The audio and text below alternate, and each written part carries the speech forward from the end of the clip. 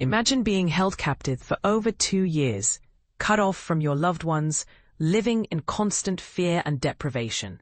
This was the grim reality for 7 Israeli hostages, mostly civilians, who were finally released by Hamas on Monday morning as part of a groundbreaking Gaza peace deal brokered by the Trump administration.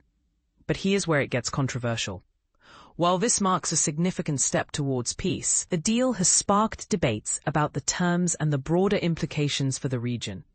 And this is the part most people miss. The agreement isn't just about the hostages.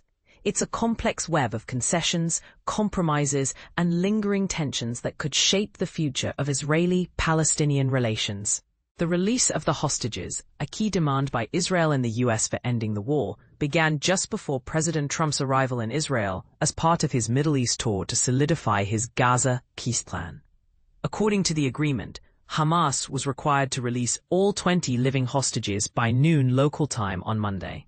The first group of 7 was handed over to the Red Cross shortly after 8 a.m., who then transferred them to Israeli forces inside Gaza. The remaining 13 hostages were expected to follow at 10 a.m.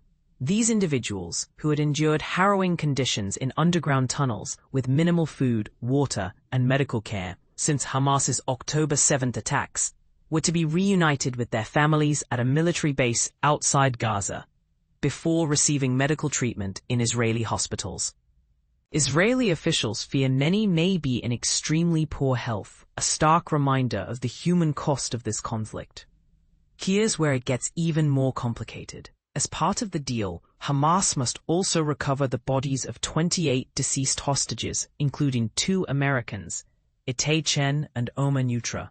However, Hamas claims it doesn't know the exact locations of all the bodies, citing challenges like the deaths of militants guarding them or bodies buried under rubble. To address this, a multinational task force has been established to share intelligence and conduct search operations inside Gaza.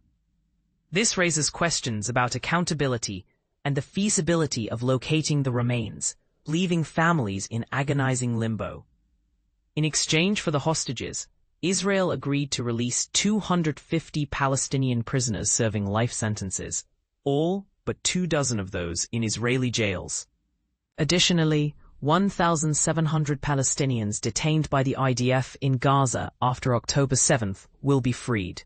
Notably, Israel refused to release Hamas militants involved in the October 7th attacks or high-profile Palestinian figures like Ibrahim Hamed and Marwan Barghouti, seen as symbols of resistance.